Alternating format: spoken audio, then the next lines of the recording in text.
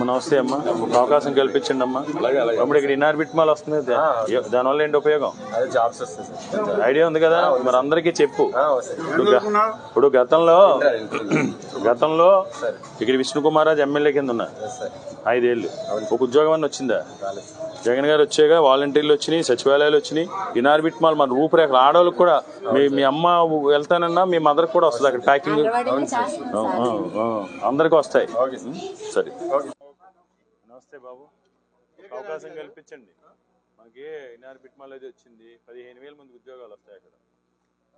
Hello, ట్విన్సా? ఇద్దరు twins అమ్మా? సరే తల్లి. మా కేకే రాజు గారు ఫ్యాన్ గుర్తు, బొత్స ఝాన్సీ గారు ఫ్యాన్ గుర్తు.